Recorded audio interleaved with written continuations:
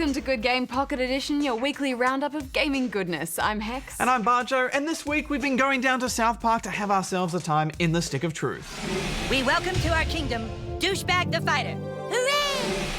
But before all that, we take a look at a big departure for the Plants vs. Zombies series in Garden Warfare. Abandoning its tower defense roots, the battleground has now shifted radically to a multiplayer-only online shooter. Players pick from 4 primary plants and zombies based around traditional classes like the sniper cactus or the engineer zombie. Along with a handful of team modes, Garden Ops is truest to the original games, letting you select plants to protect your garden from waves of zombies. I don't quite understand why the series is going in this direction. I suspect fans of the tower defense games will have little interest in a Twitch shooter like this. And I don't think it ticks enough boxes for serious shooter fans either, because the amount of maps and modes are so limited. Well, I thought this was a pretty unique spin on the team-based shooter. Each one of the characters has such a distinct look and playing style, and all the classes are really well balanced.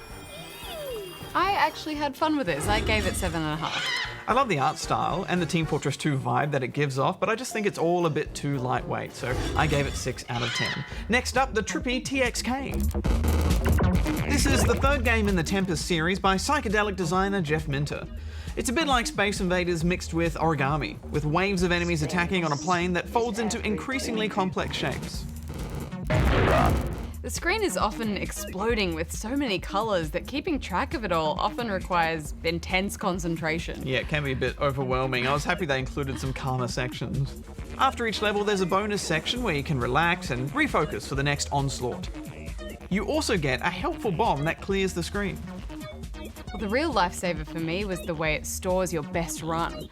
Dying on level 20 would normally be agonising, but the game lets you jump back in and retry your best run from the final level. You know, for such an old series, it still manages to feel so fresh, so I gave it 8. I agree, I gave it 8 as well. Next up, we brave bitter pioneer life with Banished.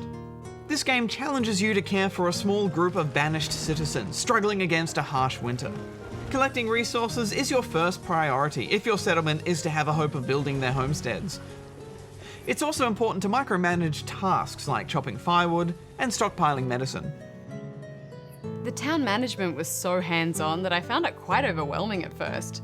Farming enough food for my citizens to survive the winter wasn't an easy task, especially after all my sheep died in a paddock infestation. Yeah, it's a brutal game, isn't it? Trying to find enough food to keep my small group alive was a constant challenge. But then trying to grow the settlement is even harder because of the amount of extra supplies you need for bigger houses and extra mouths to feed. But I really enjoyed the challenge of this game, so I gave it 8 out of 10 rubber chickens. Yeah, I love that the focus was just on living off the land. I gave it 8.5. Next up, Dark Souls 2, which I know is a game that's very close to your heart, Bajo, so why don't you do the honours? Gladly, Hex. Dark Souls 2 is the third game in this nightmarishly difficult series. The best way to describe this game is a gauntlet of tough enemies and terrifying worlds. It's a gradual grind of toughening up your character and their gear so you can survive what lies ahead and push onwards. You need to be at the very top of your game for each fight, because one mistake is all it takes to snatch away your souls and fling you back to the bitter bonfire with tears pouring onto your controller. Oh, it's so good to be back in Souls, Hex, and also not good because it's really hard and terrifying, but it's also good to be back in Souls, Hex. There's also some new features, such as light, which plays a bigger role in this game. Some creatures fear light, so carrying a torch can be handy for that reason. But you can also use torches to mark certain places where you have been.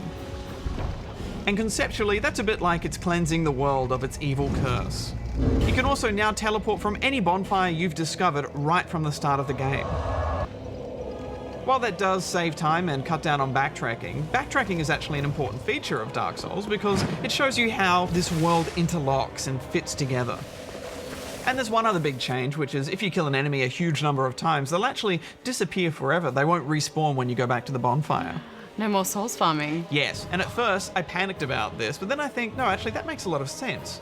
Because souls farming isn't really that practical anyway. And also, if you're really struggling on a boss, it can clear a path to that boss fight. So it works, it's a thoughtful change.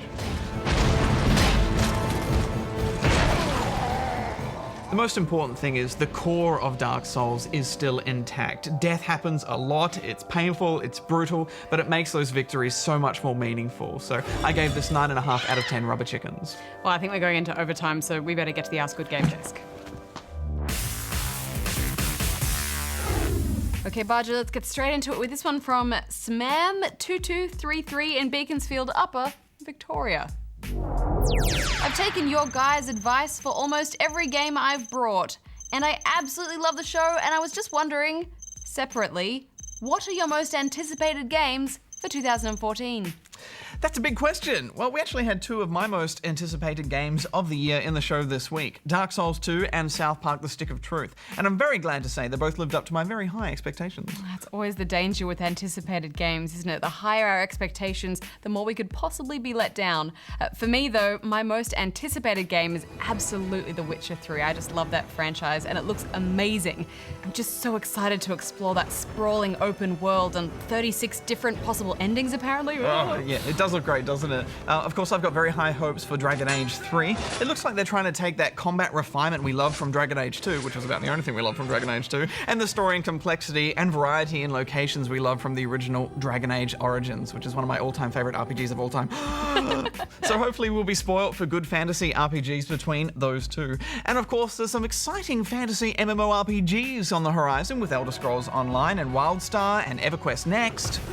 There's so many other games that we're hoping will be good as well. Two of the biggest, I think, would probably be Watch Dogs and Destiny. Expectations are very high for those. Indeed. And there's some great looking indie games on the horizon too, like Transistor, Super Time Force, and The Witness, to just name a few. Not to mention all the massive games that'll be coming out in the holidays, and I bet we'll be getting a new Halo and Uncharted by the end of the year, and of course I'm always excited to see a new Assassins, if anything just to see where they set the next game. Plus there's going to be a new Batman on the horizon, a next-gen Batman. Oh, yeah. What could it be?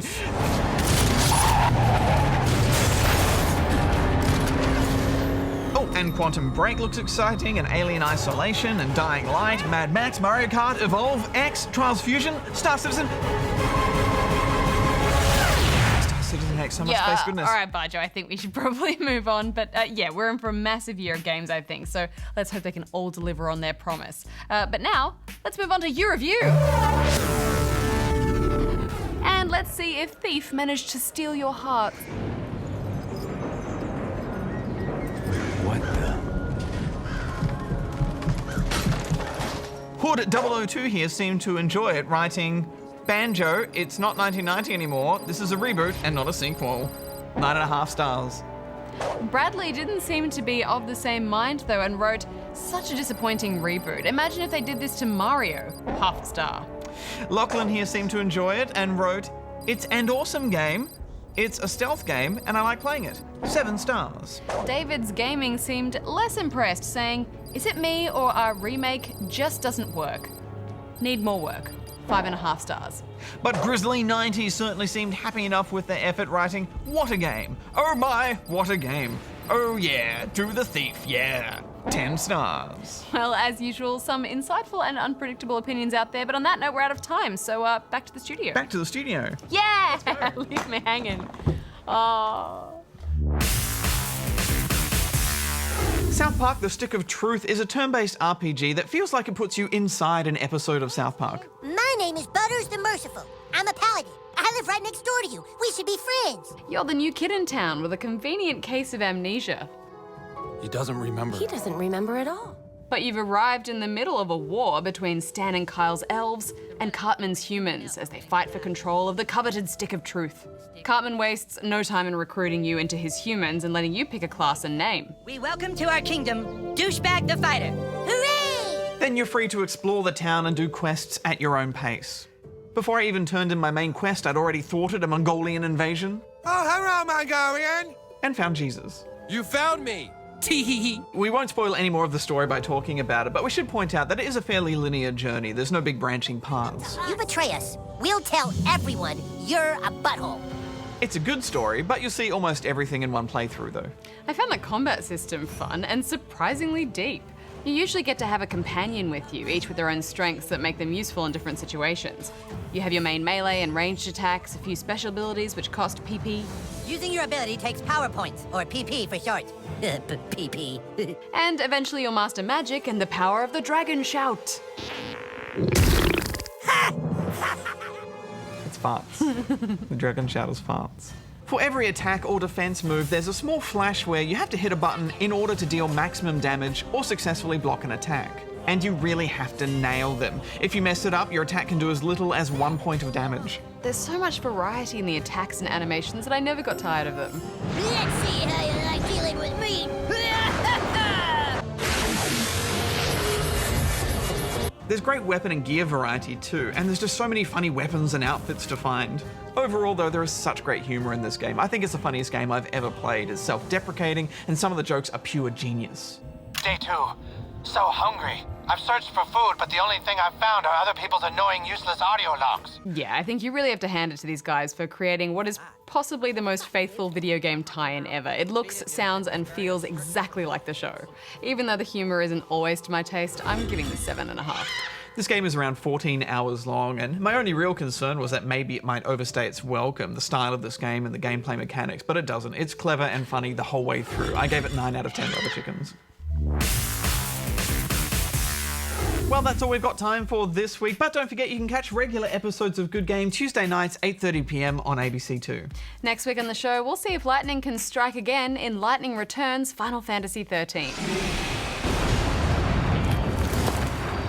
Only 13 days to go. So until next week, Bajo out. Hex out.